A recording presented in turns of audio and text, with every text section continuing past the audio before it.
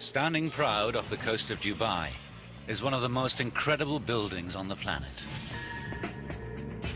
At 321 meters, it soars higher than the Eiffel Tower. It's the tallest hotel on Earth and possibly the most luxurious, a structure designed to amaze. Its name means the Arabian Tower. This is the Burj Al Arab. But creating this 21st century icon will be an epic struggle that pushes everyone involved to the limit.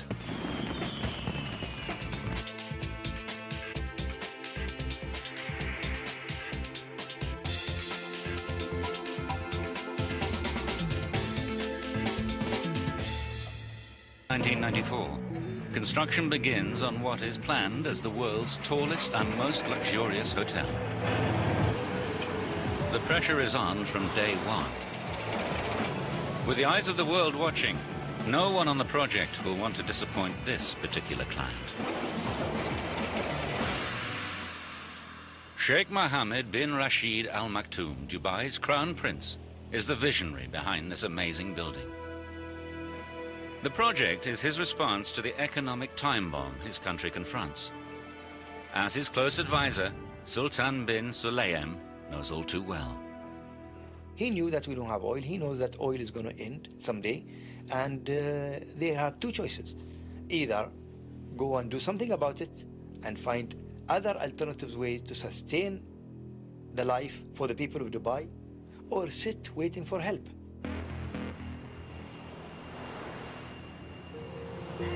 Only 50 years ago, Dubai's a dusty backwater, home to pearl divers, coastal traders and Bedouin. Then, in the 1960s, prospectors discover oil. The sudden injection of billions of petrodollars transforms the sheikhdom. But geologists predict the oil boom will be over by 2016. The good life could end just as quickly as it began, when the wells run dry. The answer to Dubai's economic survival lies in its geography. This tiny emirate, less than twice the size of London, is in the remote Arabian Gulf. But Dubai has three untapped assets: sun, sand, and sea. Facing future economic meltdown, Sheikh Mohammed makes a crucial decision.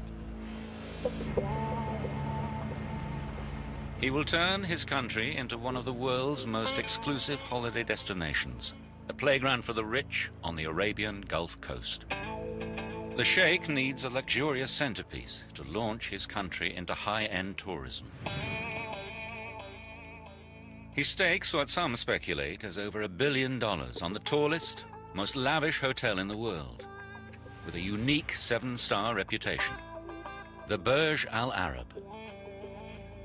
I think it was very important to put Dubai on the map of the world. There's no hotel like this hotel. It takes guts, and Sheikh Mohammed has a lot of guts. The Sheikh's courage is clear from his choice of architects. A radical young team from Britain, brave enough to take up the challenge, but very short on experience. They are led by Chief Architect Tom Wright. We had an average age of 32. Not a grey hair between us. And none of us had gone over about 15 stories. I was quite staggered by the scale and the immensity of the project. Tom Wright and his colleagues have a reputation for innovative engineering, but they're more used to designing schools and offices. But Dubai is a place where connections can make all the difference. Through a contact in the ruler's office, the team gets its break. Sheikh Mohammed agrees to a meeting and is so impressed with their initial concepts, he awards them the contract. Now Wright must turn his sketches into a design so remarkable, the building becomes a world-renowned landmark. We had many sleepless nights worrying that the building we'd designed wouldn't turn out to be at all iconic. Wright knows he must push his design to the limits. A building only becomes an icon when its form is simple but unique. We decided that if you could draw a building simply with a few strokes of a pen, and it was instantly recognizable as not only the building, but the place, Egypt in this case. You'd created something that was iconic. So if you consider these buildings in the world, there are probably no more than 10 maximum that have actually achieved this status. Australia, Sydney Opera House. As with all these buildings, it's usually just the first couple of lines that actually make you know exactly where the building is. Paris. And you have to put a flag on the top. Can Tom Wright and his team compete with the likes of Gustav Eiffel?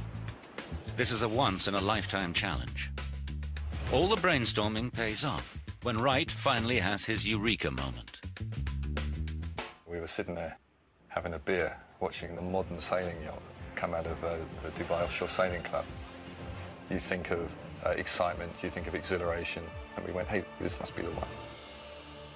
The form we came up with is very simple, and within a few lines, I think you can see that it has all the elements of an iconic building. It's simple and instantly recognizable. The concept immediately catches the Sheikh's imagination. A sail billowing in the wind has deep meaning for the people of Dubai with their seafaring heritage. To complete the nautical image, Wright wants the structure to rise out of the water like a massive yacht. But this will require an island as a base, and there are none. Wright's undeterred. He proposes they build an island specifically for the hotel, a first for Dubai.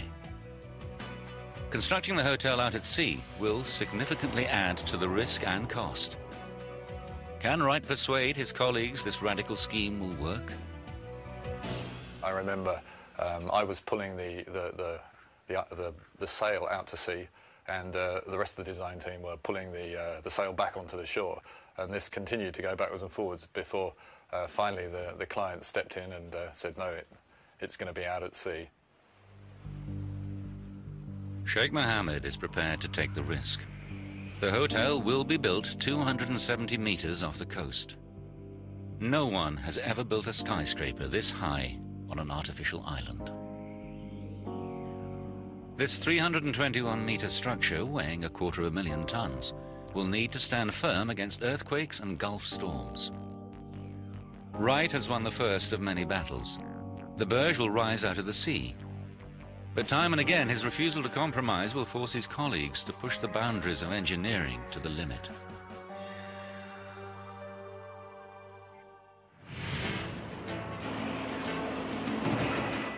By early 1995, the construction team is hard at work on Phase 1, building a low-lying island.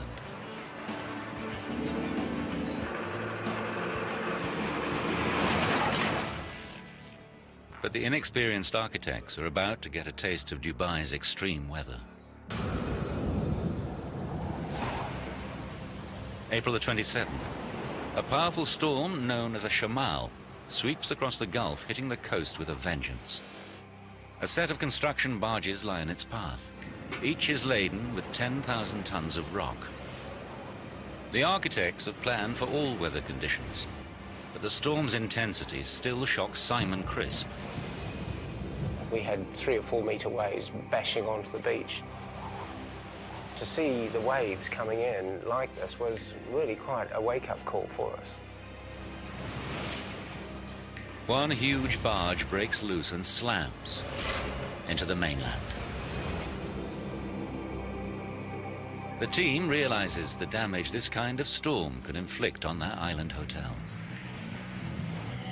We had a really graphic example of how powerful the Gulf of Arabia can be when it's angry. The architect's decision to expose their structure to these forces could have serious consequences. The engineers will have to struggle to produce a low-lying island capable of resisting nature's fury.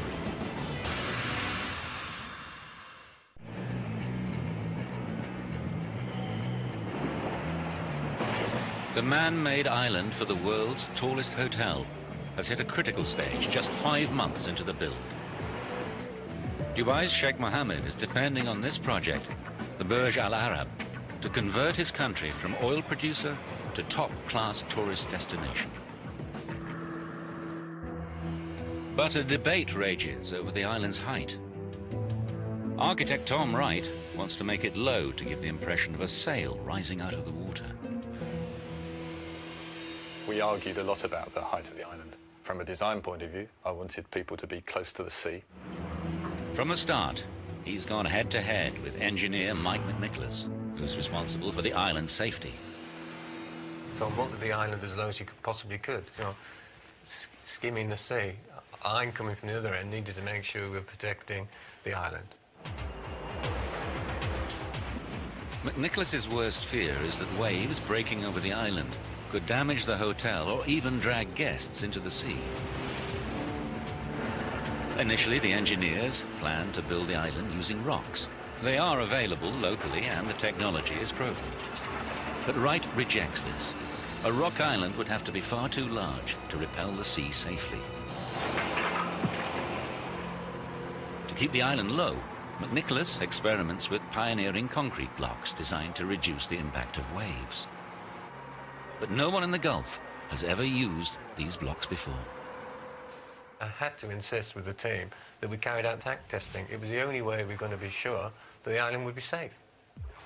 These tests replicate the power of the tallest waves that can occur once in 100 years and sends them crashing into a series of differently configured models. 3 weeks of testing prove the hollow blocks will work. The construction team builds the island with steep rock slopes, then covers them in concrete armor to absorb the force of the waves. These ingenious blocks work like a sponge. As the wave hits, the water passes inside the space and turns around on itself. The force is largely dissipated. With the engineers' help, architect Tom Wright has won his battle for a secure island that rises only 7.5 meters above the waves.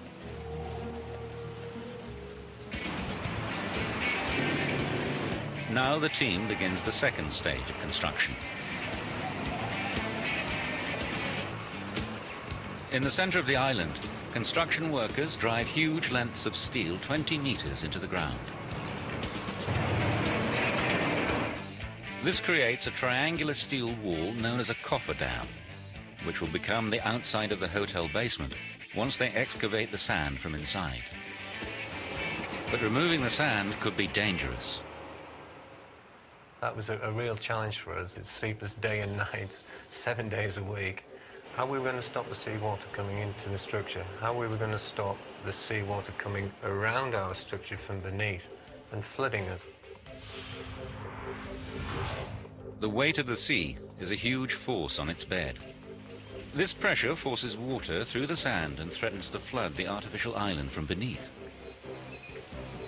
To keep the sea out, McNicholas injects liquid cement into the sand to seal off his steel wall from below. But as the sand is removed to form the basement, there's less and less weight to hold back the force of the sea. The cement seal is going to be tested to the limit. In the worst case, the pressure caused by that water movement could have blown the whole bottom of the excavation like a champagne cork. If McNicholas's calculations are wrong, the excavation could be swamped, killing hundreds of workers. But he stands by his design. With the cement seal in place, the excavators begin to remove the sand. As the man responsible, he's not going to let the workers face the risk alone. I felt I had to be one of the first guys down at the bottom of the excavation, looking up 10 meters above myself, thinking, each side of this cofferdam is 7,500 tons of sea pressure pushing in. When put to the test, both wall and seal hold firm. And one of the probably proudest moments of my career was being stood on that excavation and looking around and seeing the steel wall there surrounding me and thinking, we are holding back the sea. My design worked. November 1995. The artificial island for the tallest all-suite hotel in the world is now complete. The construction team starts phase 3 of this one-off project, the foundations. The support needed for any skyscraper is vast. But the location of the Burj Al Arab presents an added challenge. It had never been done before to build something like this on reclaimed land. I mean, we're talking about a 300-metre high tower on a man-made island in 6 metres of the Arabian Gulf. The problems multiply when the results of earlier core tests reveal bad news. The team searching for bedrock drilled deep into the seabed. But even a full 180 meters down, there was no solid rock. This will make their job tougher, but the architects remain defiant. The average person would think we're crazy to build something like this on sand, let alone out in the water. How will this 300-meter structure stand firm against earthquakes and winds of close to 150 kilometers an hour when its foundations depend on nothing more substantial than sand?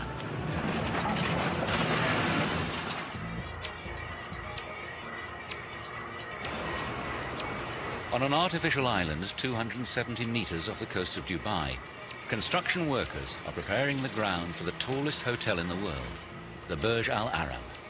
But there's no bedrock beneath the site to support the foundations for a skyscraper. The architects have a plan. They want to support the Burj using steel-reinforced concrete foundation piles drilled deep into the sand. So, what's to stop the whole structure from just sinking? They are relying on an effect known as skin friction, the resistance that stops two rough surfaces slipping past each other. Skin friction is all about the contact between the sand and the surface of the pile. And the longer the pile, the further in the ground it is, the greater that effect. And I'm going to demonstrate it now by whacking it in. You'll see it starts to move quite quickly with the first few impacts. Now it's starting to stiffen up a bit. Even though I'm not hitting it any harder or any softer, and the skin effect is starting to really kick in here. Once the friction between the post and the sand around it equals the load of the hammer, the post comes to a halt. The crisp scheme will only anchor the Burj if the sand is compacted enough to create resistance around the building's piles. The drillers pack sand samples into sealed containers and send them off to be analyzed. If the results show the sand is too loose, then support on the piles anchoring the building could suddenly fail. The geography of Dubai gives everyone reason for concern. It lies within range of a major fault line, so this soaring megastructure could be vulnerable to earthquakes. In June 1964, a 7.5 magnitude earthquake hits Niigata in northern Japan. Because the area is built on sandy silt, the tremors flip over entire apartment buildings. This isn't normal earthquake collapse. It's a devastating phenomenon known as liquefaction.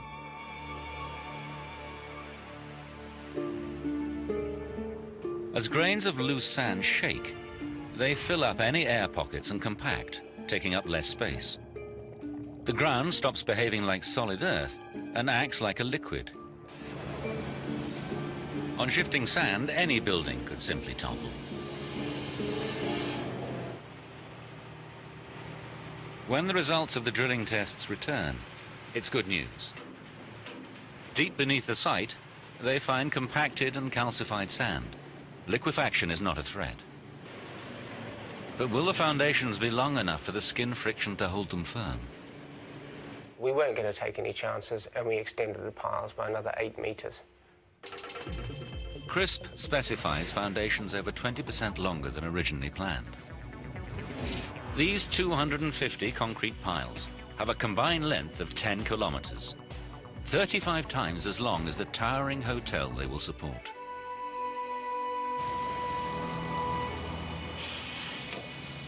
This building had to stand up to the worst that the Gulf could throw at it. The hotel itself has slender concrete walls, not capable of withstanding the elements alone. To hold them firm against high winds and earthquakes, the architect devises a visually stunning solution. A gigantic steel structure outside the main building, known as an exoskeleton. A series of vast diagonal trusses tie two huge steel bows to the concrete core at the back of the building. Wright's design will make the building unique. But his giant diagonal trusses will make life hell for Anthony McCarter, the engineer who has to make them work. Those trusses gave me 4 months of heartache, sleepless nights, worries, anxiety.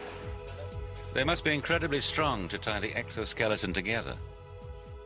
But aesthetics are just as vital. It was critical that these diagonals were very, very elegant and also very beautiful as they're so visible. This building has to wow the world and make Dubai a must-stop destination. Wright's not about to compromise. I used to go to Tom with option after option. I remember one particular occasion where I had 7 options and he went, no, no, no, no good, no good, no good. Eventually, McCarter finds a form that works structurally and is graceful enough to fit Wright's vision. But this in turn causes nightmares for Malcolm Murphy, the chief contractor. It's okay for the architect to draw pretty pictures, but we have to build it. He finds a factory just 15 kilometers from the construction site capable of welding the huge diagonals. Each one is longer than the Airbus A380 Super Jumbo and heavier than 20 double-decker buses. Welding these complex forms in the factory is the easy part. Transporting them to the site is not. With each truss weighing in at 165 tons and reaching a staggering 85 meters in length, it's no easy task. And the challenge is to do that. It's just unbelievable. No one has ever transported anything this size before in Dubai. But Murphy's not going to be beaten. He brings in one of the world's largest heavy lift transporters, a beast with a total of 80 wheels. It makes the slow journey to the construction site at an average speed of around 6 kilometers an hour. Police must close roads and remove traffic lights to allow this convoy through. When they finally reach the site, the contractors face their next hurdle. These 165-ton beasts have to be lifted into position. The architect refuses point blank to position these things in 3 pieces, which we wanted to do originally. And he said, no, aesthetics, I'll not learn you to weld up there. He has to find a way to lift the trusses in a single piece to a height of almost 200 meters, twice the height of the Statue of Liberty. We had to go away and think of an idea how to actually lift these monsters up. We had 3 big monster cranes in there, and even they weren't big enough to lift the diagonal trusses. Murphy must look further afield for a solution and brings in specialist lifting gear from Singapore. His team sets up winches, like those used on offshore drilling rigs, high on cantilever frames 15 meters from the building. Cables with a braking strength of 225 tons are attached to the end of the truss. I can assure you we were very, very nervous that morning when we lifted the first one. 30 or 40 guys had sleepless nights that week, getting ready for that first lift.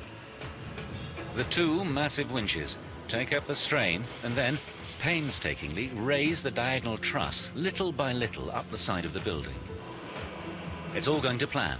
Murphy and his team have solved the lifting dilemma, but these trusses have a sting in the tail. They need to fit into place with pinpoint accuracy. But Dubai's climate means temperatures can vary by as much as 14 degrees in a single day, and this will make the trusses expand and contract dramatically. The problem's known as thermal expansion. The steelman's nightmare in the desert, working 50 degrees C. Steel expands in the heat and contracts when cold. Okay, chaps, light up. We're actually going to heat the steel up now, which is going to give you an idea of what temperatures we're working in the desert. Heat makes the steel molecules move faster and further, and this 15-meter tube actually grows in length. The difference is visible. What did I tell you? Steel does expand with the heat. The diagonal trusses on the Burj Al Arab could expand and contract by a full 5 centimeters over a 24-hour period. They will never fit their precise point in the framework without an ingenious solution. The engineers thought about it, the structural fabricators, the steel fabricators, the architects, everybody thought about it. And it was actually one of the architects came up with this great solution. On the frame of the structure, the fixing bracket contains a vast washer with its hole offset from the center. This swivels until it lines up with the hole in the diagonal truss. Then the cast steel pin, about 30 centimeters in diameter, is inserted through both holes, locking them together. This clever device buys the team the crucial 5 centimeters of play they require for the installation, and the truss is now fixed securely in place. When we got that pin in, we had those champagne corks flying. It was just unbelievable. But there's precious little time for celebration. The first VIP guests will arrive before the millennium. This leaves the team less than 36 months to complete the entire project. Sheikh Mohammed's vision for the Burj Al Arab meant that it was needed yesterday.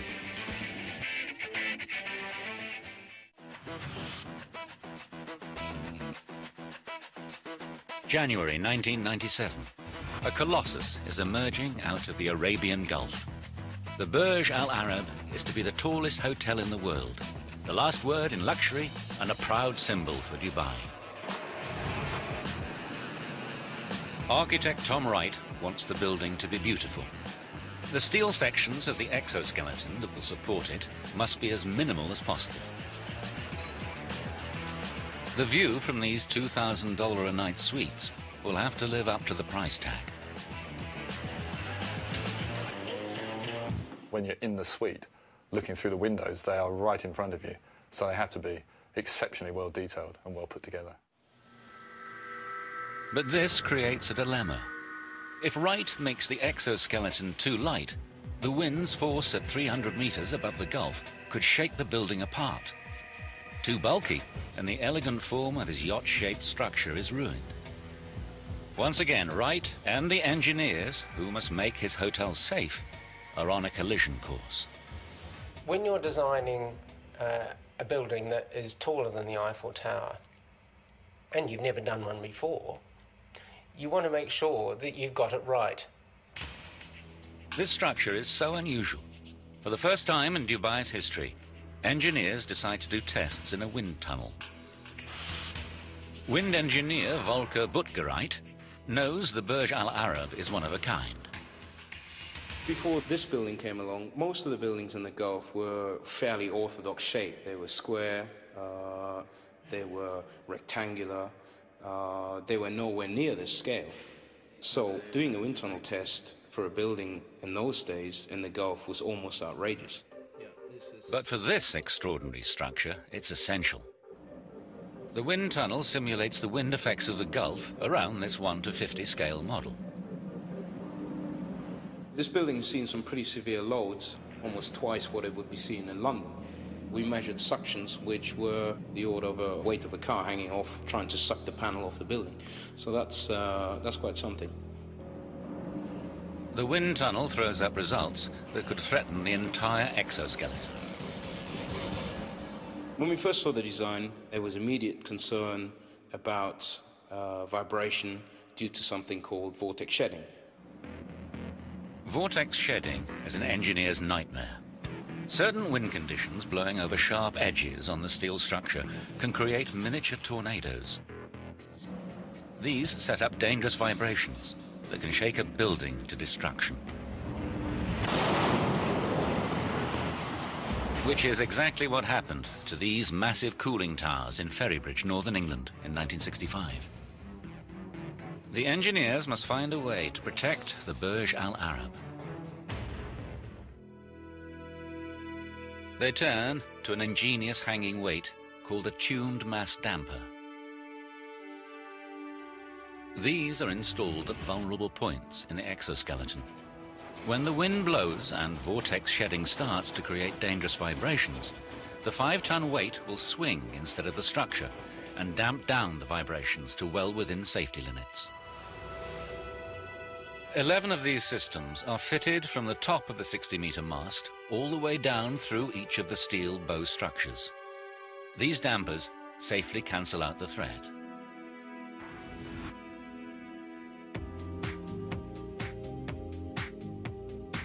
June 1997. Dubai is reinventing itself as the luxury tourist destination.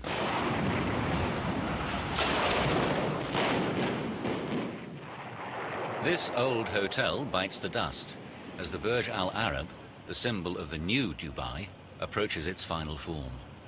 Just 30 months before the deadline, the crew begins constructing the toughest engineering challenge. Sheikh Mohammed wants the building to amaze, so the design calls for a restaurant that looks as if it's suspended in the sky. I like the idea of the visitor sitting out in space, looking across the view towards the Arabian Gulf and Dubai, and sort of almost floating up in the clouds. The whole idea of hanging out over space would give you a dining experience pretty unparalleled. The Al Muntaha, or Ultimate Sky View Restaurant, will soar 200 meters above the sea and project nearly 27 meters out on both sides from the building's narrow central core. Once again, Wright's throwing down a gauntlet to structural engineer Anthony McCarter. Can he secure this eccentric wing-like structure with no visible means of support? When Tom first showed it to me, I must admit I thought it was crazy. This room is actually the size of most buildings, and Tom decided that he wanted to take it and stick it outside of the centre of gravity of the supporting structure. So there it was, dangling in the breeze with only the structural engineer to hold it up. And if the engineers get the calculations wrong, the whole thing could tumble 200 meters to Earth.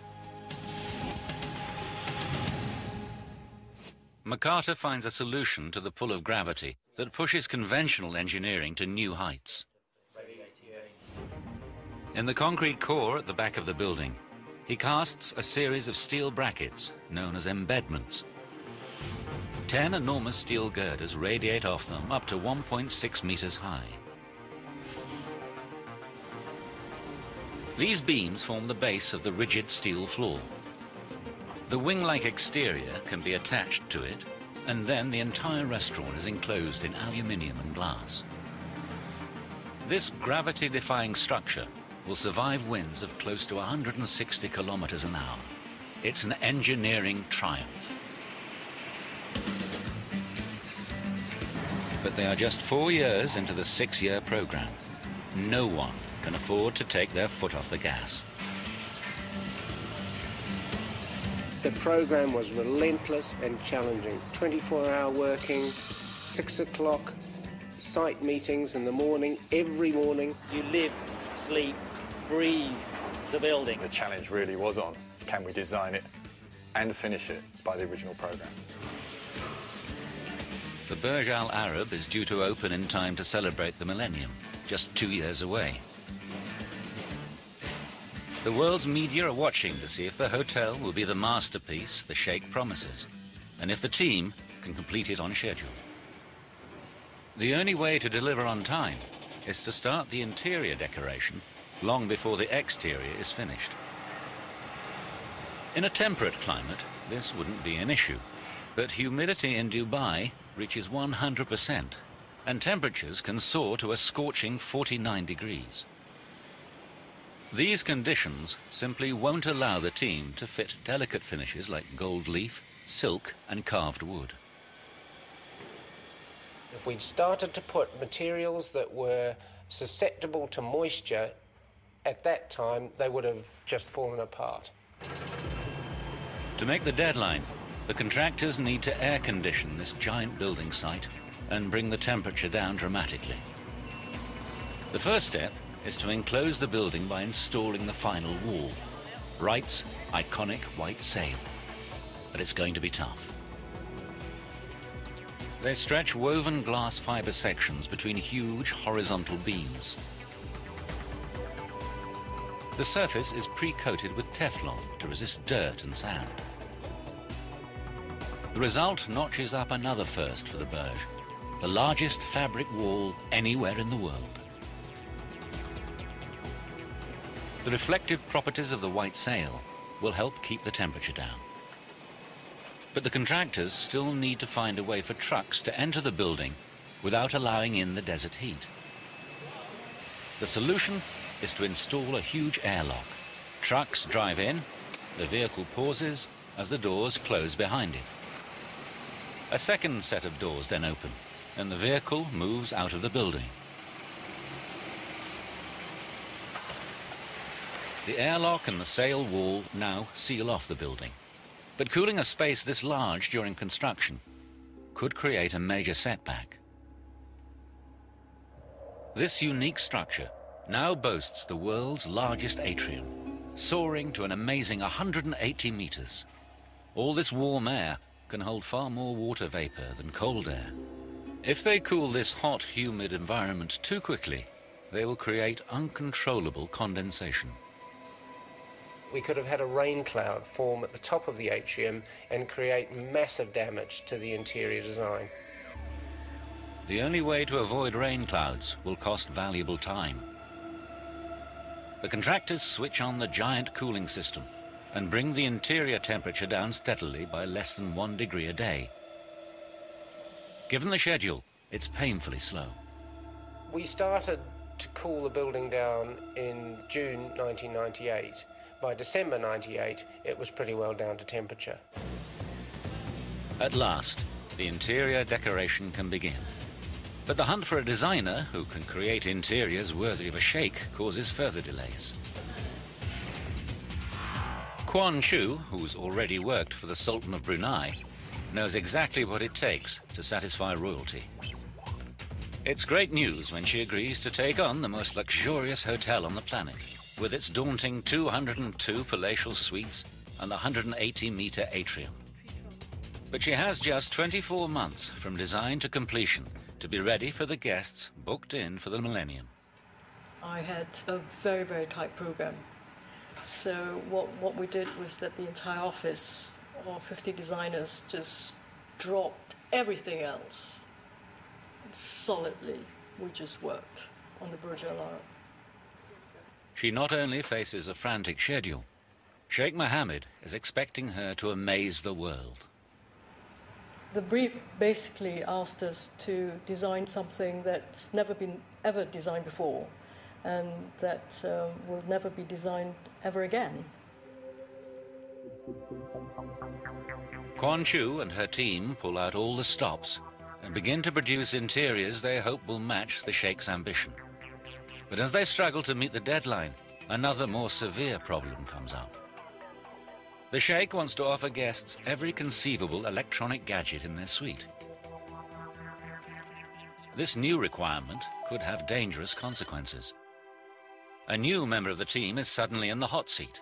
Electrical engineer Rob Roos faces the biggest challenge of his career. There was a total redesign or a total change in the interior design, and that imposed overnight almost a 50% increase in the electrical load of the building. The Sheikh's new plans mean each suite requires an enormous 14 kilowatts.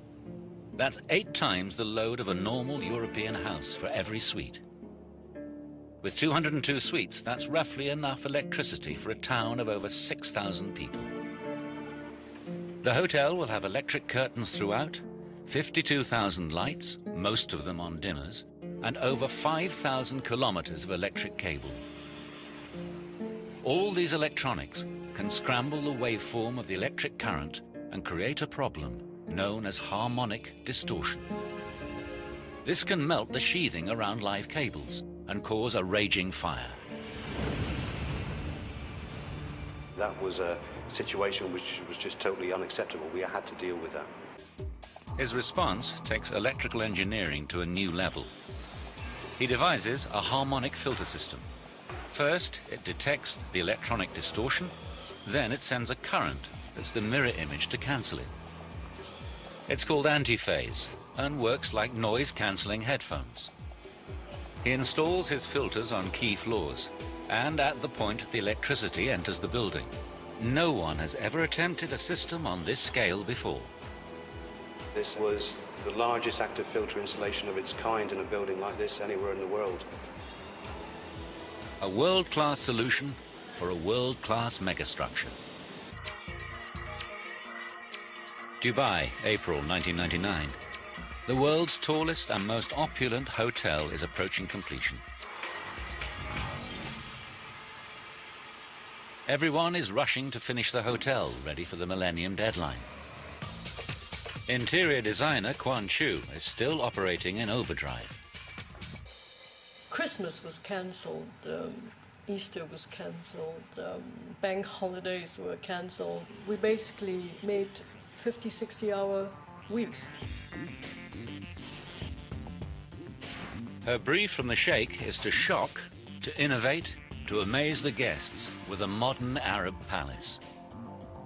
And she delivers in spades with over 24,000 square meters of marble from Italy and Brazil, the equivalent of nearly 3 soccer pitches. Over 8,000 square meters of 22-carat gold leaf give the desired impression of luxury. And she completes the appearance of total indulgence with crystal chandeliers, woven silver and velvet. But for the world's largest atrium, Quan Chu makes a radical decision. She goes minimalist. She lets the complex architecture speak for itself by painting it all white. The interior decoration is almost back on schedule.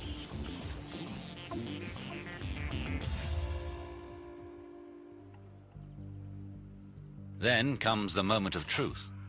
Sheikh Mohammed arrives to examine her work and pass judgment. The man behind the whole project is delighted with the ornate styling of the luxury suites. But that's where the good news ends. I was summoned and said, when are you finishing off this atrium? I said, well, it's nearly done. Unfortunately, the feedback was no. Where's the color? The Sheikh completely rejects the white styling of the atrium. It's just too plain. Not exciting enough, not bright enough, not colorful enough, not rich enough. Quan Chu has to completely redesign and decorate the tallest atrium in the world in just 6 months.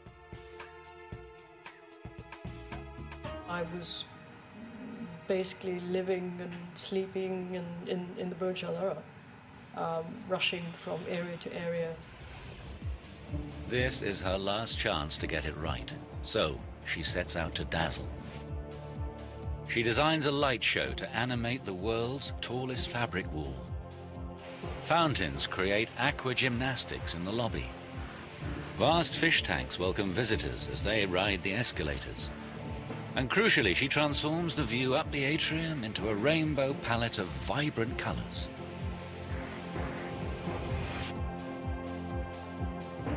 Will it satisfy Sheikh Mohammed?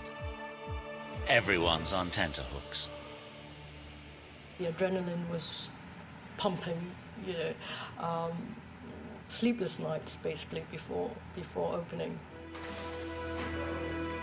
The Sheikh's response is a definitive yes. He's delighted and signs off on the project. Sheikh Mohammed believes it became almost a 6 to 7 star hotel. And the achievement of his dream, the realization of his dream. The doors open to the first ultra-rich guests in December 1999, a full month before the millennium. And Sheikh Mohammed comes to watch the final sunset of the century from his magnificent new hotel.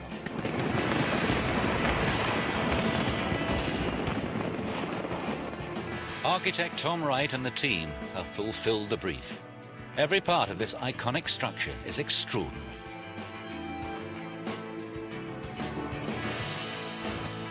In the ground floor restaurant, a team of divers care for 700 exotic fish in this 280 cubic meter tank. The result allows guests to get intimate with sharks while they eat. At the opposite end of the world's tallest hotel, this amazing feat of engineering, the Cantilever restaurant, delivers Tom Wright's vision of dining in the sky. A spectacular combination of fire and water greets you before you even enter the building. Staying here doesn't come cheap. Suites cost up to $28,000 a night. And for guests with that kind of money, there's the helipad weighing 330 tons, projecting off the building over 200 meters above the sea. When it's not being used as a tennis court by Roger Federer and Andre Agassi, it offers a very exclusive way of arriving at possibly the world's most exclusive hotel. The Burj Al Arab is a project of a lifetime. No other project will ever match this one. The engineering triumph of creating Dubai's first artificial island has far-reaching effects. It paves the way for a series of enormous schemes, each one more ambitious than the last. From the original Palm Island, which sells out in 3 days, to the World Islands and beyond. The tallest hotel on Earth lays the foundations for a secure future when the oil runs out. And it's now the international symbol for Dubai. We knew from the start that we had the opportunity to produce something quite startling. And this project, I really think we achieved that. Sheikh Mohammed's bold gamble has paid off.